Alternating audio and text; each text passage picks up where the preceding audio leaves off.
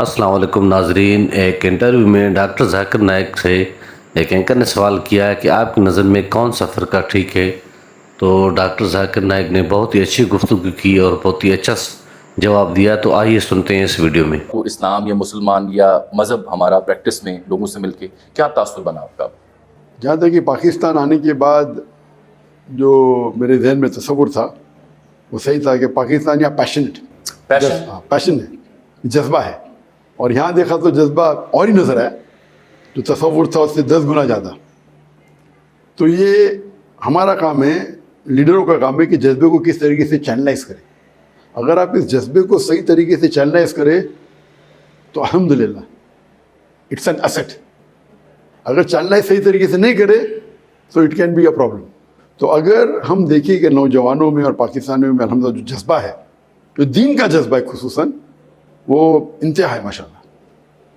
خالی انہیں ڈائریکشن کی ضرورت ہے، اور اگر ہم ایک ہو جائے، مسلمان آپس میں نہ بٹے، جس طریقے سے اللہ تعالیٰ فرماتے ہیں سورہ ال عمران میں، سورہ نمبر 3 آیت نمبر 103 میں، وَاعْتَصِمُوا بِحَبْلِ اللَّهِ جَمِيعًا وَلَا تَفَرَّقُوا، کہ اللہ کی رسی کو مضبوطی سے پکڑے اور آپس میں نہ بٹے۔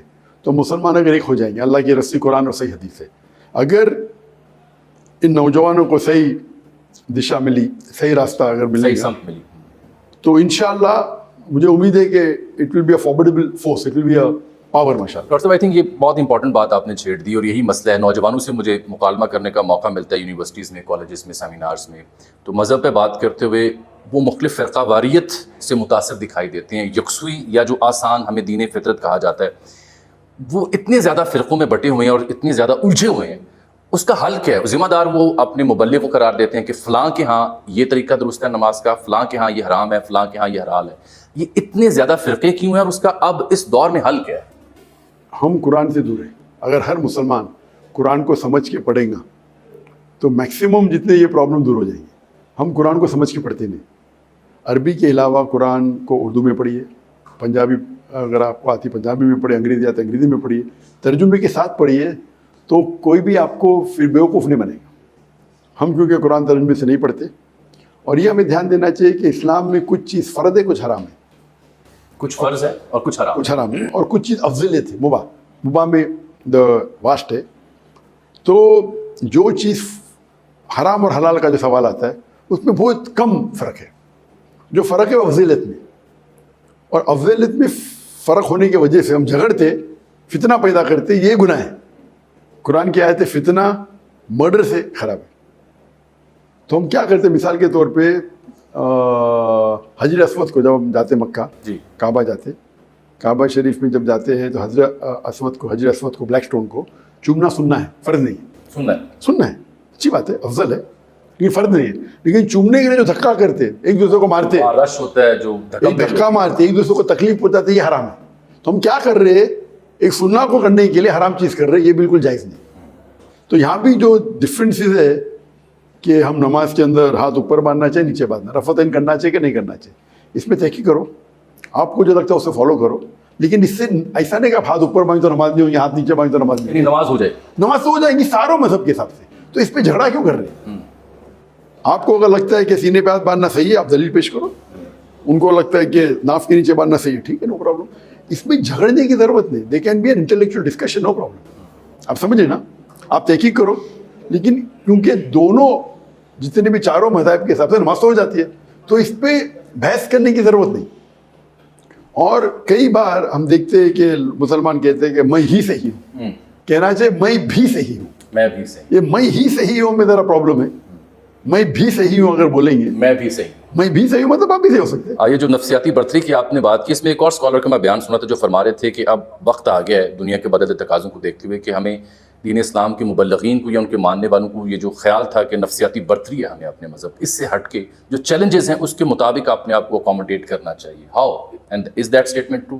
اللہ کی آیت ہے، اللہ تعالیٰ فرماتے ہیں سورہ عمران میں، سورہ نمبر 3 آیت نمبر 19 میں، ان الدین عند اللہ الاسلام، ان الدین عند اللہ الاسلام، the only religion sight of اللہ تعالیٰ، اللہ کے نزدیک ایک ہی دین ہے اسلام۔ تو اس کو تو ہم کبھی بھی چھوڑ ہی نہیں سکتے۔ اگر یہ کوئی بولتا ہے کہ ہمیں چھوڑ دینا چاہیے، نہیں ماننا چاہیے کہ اسلام ہی صحیح ہے، بالکل غلط ہے۔ یہ میں بات کر رہا تھا آپس کے مسلمان کے مسلک کے درمیان، لیکن جہاں تک کہ اسلام اور دیگر مذاہب کا سوال ہے، اس میں کوئی دو رائے ہی نہیں. اللہ تعالیٰ صاف طریقے سے فرماتے ہیں ان الدین عند اللہ الاسلام.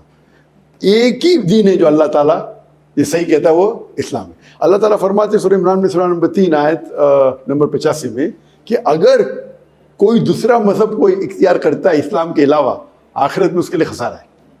تو اس میں تو دو رائے ہی نہیں. مجھے کچھ نوجوانوں نے پوچھا آپ سے آنے سے پہلے کہ انما الاعمال بالنیات، اس کے مطابق نیت تو ہم نے کی کہ نیک عمل کریں، نماز ادا کرنے جائیں، لیکن جب نماز ہاتھ باندھتے ہیں، نماز کے لیے کھڑے ہوتے ہیں تو خیالات عجب طرح کے آتے ہیں. تو ان سے کیا نیت کو فوقیت ملے گی، وہ قبول ہوگی، یا جو خیالات کے تحت جو ریسیٹیشن ہو رہی ہے اس کو دیکھا جائے گا، اور ان خیالات سے چھٹکارا کیسے مل سکتا ہے تاکہ یکسوئی آئے؟ انسان کا جو ذہن ہے وہ اکثر بھٹکتا ہے، یہ عام ہے. صحابہ بھی جب نماز پڑھتے تھے ان کا ذہن بھٹکتا تھا. تو جب آپ نماز پڑھ رہے، ہماری نیت ہے کہ اللہ سبحانہ و تعالیٰ کا شکر ادا کرنا، اللہ کی عبادت کر رہے، تو ہمارا ذہن کیوں بھٹکتا ہے؟ اس کی وجہ ہے، اس کی مین وجہ ہے کہ ہم جب پڑھتے ہیں سورہ فاتحہ فرض ہے، ہم تلاوت کرتے ہیں، ہم اس کی معنی جانتے ہی نہیں. تو جب تلاوت کر رہے ہمارا صرف 1% ذہن آکوپائڈ، 1%، باقی 99% خالی ہے. تو an empty mind is a devil's workshop. ذہن جب خالی ہوتا ہے تو شیطان گھس جاتا ہے. ٹھیک. تو آپ جب تلاوت کر رہے، سینکڑوں بار کہہ چکے سورہ فاتحہ، آپ نیند میں اٹھ کے بھی کہہ سکتے، آپ کہہ سکتے، میں کہہ سکتا ہوں. تو سورہ فاتحہ کی تلاوت کر رہے، معنی نہیں جانتے، ہمارا ذہن بھٹکتا ہے، غلطی ہماری ہے. تو جب نماز پڑھتے ہیں قرآن کی تلاوت کرنے کے علاوہ ہمیں اس کی معنی بھی جاننا چاہیے. اس کی معنی کو آپ جب ذہن میں پیچھے دہرائیں گے تو آپ کا ذہن کم بھٹکے گا. لیکن یہ بھی آٹومیٹک ہو جاتا ہے. آپ قرآن کی تلاوت کر رہے، اس کے معنی بیک گراؤنڈ میں جان رہے، پھر بھی بھٹک، لیکن معنی کو ریہرس کرنے کے علاوہ آپ کو معنی پہ دھیان دینا چاہیے. A human mind cannot concentrate on two different things 100%. At one time. At one time, no, not possible. True that. 50-50 کر سکتے ہیں، 100% نہیں. تو اگر ہم تلاوت کرتے ہیں، معنی کو ریہرس کرتے ہیں اور اس معنی پہ توجہ دیتے ہیں، تدبر کرتے ہیں، پونڈر اوور کرتے ہیں، تو آپ کا مائنڈ کم بھٹکے گا. تو ہر مسلمان اگر جو قرآن کی آیت اور جو بھی عربی میں وہ کہتا ہے سلام میں، اس کی معنی کو جانے، معنی کے ساتھ ساتھ اس معنی پہ تدبر کرے، تو انشاءاللہ آپ کا ذہن نہیں بھٹکے گا. ڈاکٹر صاحب ایک اور ٹیگ لگتا ہے کہ ہمارا ریلیجن یا ہمارا نوجوان متشدد ہے، ایکسٹریمسٹ ہے، ٹیگ آبویسلی لگایا گیا ہے. ایک نوجوان پوچھتا ہے کہ اس ٹیگ کے اوپر میں نے آرگومنٹ کرنا ہو against those who are labelling me being an extremist, so what should be my ploy? اگر مجھے کوئی کہتا ہے ایکسٹریمسٹ، تو میں بولتا ہوں ایکسٹریمسٹ ہوں. I am extremely kind, I am extremely loving, I am extremely honest. What is wrong in being extremely loving, extremely kind, extremely honest? کیا غلط ہے؟ You can't be part honest کہ اگر میرا فائدہ ہوتا ہے تو میں آنیسٹ ہوں، میں فائدہ نہیں ہوتا ہے تو آنیسٹ نہیں ہوں. قرآن کی آیت ہے کہ بی ایکسٹریملی آنیسٹ، ایکسٹریملی حق کی بات کرو. قرآن کبھی بھی نہیں کہتا کہ آدھی حق کی بات کرو. تو یہ ہماری تعلیم میں be extremist but in the right direction, do not be extremist in the wrong direction. تو ایکسٹریمسٹ ہونا غلط بات نہیں ہے، ایکسٹریمسٹ ہونا غلط بات بالکل نہیں ہے، لیکن extremist in the correct direction. اور اگر آپ قرآن کی تعلیم پہ ایکسٹریمسٹ ہے کہ قرآن کے ہر کلام کے اوپر میں عمل کروں گا 100%، تو اچھی بات ہے. آپ دنیا میں امن نہیں گی. مثال تو قرآن میں لکھا ہے سورہ مائدہ میں سورہ نمبر 5 آیت نمبر 32 میں، اگر ایک انسان کوئی دوسرے انسان کا قتل کرتا ہے، ایک مسلم ہو یا غیر مسلم ہو، کوئی دوسرے انسان کا، مسلم یا غیر مسلم کا قتل کرتا ہے، بنا قتل کے بدلے قتل، یا بنا وہ کوئی زمین پہ فساد پھیلا رہا ہے، گویا کہ سارے انسانیت کا قتل کر رہا ہے. اور اگر ایک انسان دوسرے انسان کی جان بچاتا ہے، وہ گویا کہ سارے انسانیت کی جان بچاتا ہے. یہ آیت پہ تو میں ایکسٹریملی فالو کروں گا نا، تو ٹیررزم ہی ہل جائیں گے. آپ نہیں بول سکتے میں پارٹلی فالو کروں گا، تو میں ایکسٹریمسٹ ہوں. میں کسی انسان کا قتل نہیں کروں گا، چاہے مسلم ہے، کسی بھی بے گناہ انسان کا، چاہے مسلم ہے غیر مسلم، میں نے قتل کروں گا. اور اگر کس کی جان بچاؤں، میں ڈاکٹر ہوں، میں یہ نہیں دیکھوں مسلم ہے کہ غیر مسلم ہوں. آپ سمجھ رہے؟ آئی ایم این ایکسٹریمسٹ، میں اس کی جان بچاؤں گا چاہے مسلم ہے غیر مسلم ہوں. قرآن کہتا ہے کہ گویا کہ ساری انسانیت کا جان بچا رہے آپ. تو قرآن کی ہدایت پہ ایکسٹریملی عمل کرنا بہت اچھی بات ہے. جو چیز غلط ہے اس پہ ایکسٹریملی فالو مت کرو. ناظرین، ڈاکٹر ذاکر نائک ہمیشہ سے اس بات پر زور دیتے آئے ہیں کہ فرقوں میں مت بٹو، فرقہ واریت حرام ہے. اور اللہ پاک نے بھی قرآن مجید میں فرمایا کہ تفرقے میں مت پڑو، بٹو مت، بلکہ یونٹی کے ساتھ ایک ہو جاؤ، یونٹی پیدا کرو، یونائٹڈ ہو جاؤ. تو ڈاکٹر ذاکر نائک نے ہمیشہ قرآن کی اس آیت کو فالو کرتے ہوئے ہمیشہ یہ تبلیغ کی کہ فرقہ وریت میں کچھ نہیں رکھا.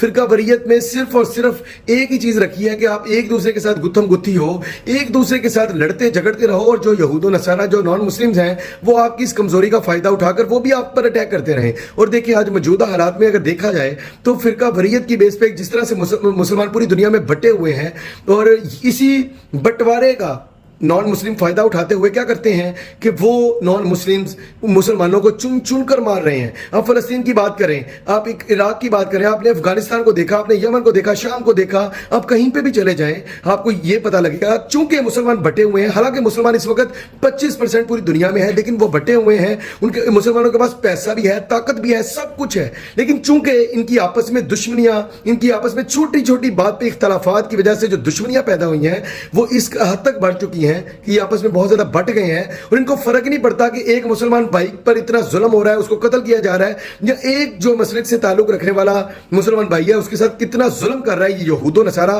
اور یہ اسرائیل اور یہ دیگر مغربی ممالک جو طاقتور ملک ہیں جو مسلمانوں کو دیکھنا نہیں چاہتے. وہ مسلمانوں کو مزید تفرقے میں ڈالتے ہیں, مزید ان میں جو بٹوارا کرتی ہے, مزید ان میں تقسیم کر کے یہ خود رول کر رہی ہے, خود راج کر رہی ہے. اور اگر کوئی ایک گروہ مسلمانوں کا ان کے خلاف آواز اٹھاتا ہے تو دوسرے مسلمان چونکہ بٹے ہوئے ہیں وہ یا تو خوش ہوتے ہیں یا اپنی زبانیں بند کر لیتے ہیں, کیونکہ وہ مغربی دنیا کو خوش کرنا چاہتے ہیں, ان کے ساتھ ناراضگی مول نہیں لینا چاہتے, وہ مسلمانوں کو خوش بھی نہیں کرنا چاہتے, ان کے ساتھ دشمنی بن جائے وہ مسلمان, چاہے ان کی قتل و غارت ہو, چاہے ان کی نسل کشی ہو, کسی کو کوئی پرواہ نہیں ہے. دوسری طرف کیا ہے جی بھائی, یہ طاقتور ملک جو ہیں یہ نہ ناراض ہو جائیں. آپ یہ جتنے بھی پاکستان کے حکمران دیکھ لیں یا پوری دنیا کے مسلمان ممالک کے حکمران دیکھ لیں, زیادہ تر طاقتور ملکوں کو ناراض نہیں کرنا چاہتے, وہ یہود و نصارہ کو ناراض نہیں کرنا چاہتے, لیکن وہ اپنے مسلمان بھائیوں کو مروا سکتے ہیں, ان کو قتل و غارت ہوتے ہوئے ان کی دیکھ سکتے ہیں, ان کی نسل کشی ہوتے ہوئے دیکھ سکتے ہیں, لیکن آواز نہیں اٹھائیں گے. تو ہم یہ پاکستان کا نہیں بلکہ پوری دنیا کے مسلمانوں کا المیہ ہے, یہ عوام کی بات نہیں ہے. عوام تو ہمیشہ سے فلسطین کے لیے, کشمیر کے لیے, دیگر جگہ پہ جہاں پر مسلمانوں پر ظلم و ستم ہو رہے ہیں ان کے لیے بڑے وہ دل میں عزت رکھتی ہے, احترام رکھتی ہے, درد رکھتی ہے, ہمدردی رکھتی ہے, اور ہمیشہ سے اس پر آواز اٹھاتی ہے. لیکن جو مسلمانوں کے سو کالڈ حکمران بنے ہیں, جو مسلط ہوئے ہیں, وہ کبھی بھی مغربی دنیا کو ناراض نہیں کریں گے, چاہے کتنا ہی وہ ہم پہ ظلم کرتے رہیں, وہ ان کو ناراض نہیں کریں گے. وہ بس ایک ہلکا پھلکا بیان تو دے سکتے ہیں, اور وہ بھی پہلے ڈیل کرتے ہیں کہ بھائی یہ بیان دینے لگا ہوں, مجبوری ہے, یہ میں بیان دے دوں گا, ناراض نہ ہونا ہم سے ہمارے آقا. تو وہ بیان تو دے دیتے ہیں لیکن وہ عملی طور پر کچھ نہیں کرتے. تو ڈاکٹر ذاکر نائک کرتے ہیں کہ کہتے ہیں کہ کیوں نہ یہ مسلمان جو بٹے ہوئے ہیں یہ یکسانیت پیدا کریں, یہ تفرقے میں نہ پڑیں, یہ یونٹی پیدا کریں, یونائٹڈ ہو جائیں, اور یونائٹڈ ہو کر جو مسلمانوں پر ظلم کرتا ہے ان کے خلاف آواز اٹھائیں, ان کے خلاف ایک ہو جائیں. جب ان کے خلاف ایک ہوں گے تب ہی جا کر یہ طاقتور لوگ جو نان مسلم ہیں, جو یہودی لوبی ہیں یا دیگر لوگ ہیں, یہ مسلمانوں پر ظلم و ستم کرنا بند کریں گے. لیکن ابھی ان کو پتہ ہے کہ مسلمانوں نے آپس میں لڑتے رہنا ہے, مرتے رہنا ہے, ہمیں کوئی پرواہ نہیں, ہم جو مرضی کرتے رہیں. تو لہٰذا ان کو ایج ملا ہے, ان کو مسلمانوں کی کمزوری کا پتہ ہے, تو لہٰذا اس بات پر ڈاکٹر ذاکر نائک ہمیشہ سے زور دیتے آئے ہیں. ان کی حق 1000% ان کی بات یہ حق بجانب ہے, وہ حق پر بات کرتے ہیں کہ چھوٹی چھوٹی بات پر کہ بھائی میں یہ رفع دین کر رہا ہوں, میں نہیں کر رہا, میں ہاتھ سینے پہ باندھوں گا, میں زیر ناف باندھوں گا. اس وجہ سے ہم اتنی نفرتوں میں پڑ گئے ہیں کہ ہم چھوٹی چھوٹی بات پر ہم لڑنا جھگڑنا شروع کر دیتے ہیں, اور اس کا فائدہ نان مسلم اٹھاتے ہیں. تو فرقہ وریت میں بالکل نہیں پڑنا چاہیے, یہ حرام ہے. کوئی بھی فرقہ جو انتشار پیدا کرتا ہے, جو دشمنیاں پیدا کرتا ہے, مسلمانوں کے درمیان میں بٹوارے پیدا کرتا ہے, وہ فرقہ صحیح نہیں ہے. آپ کس بارے میں کیا رائے ہیں, اپنی رائے کا اظہار کریں. اگلی ویڈیو میں ملتے ہیں, تب تک کے لیے اللہ.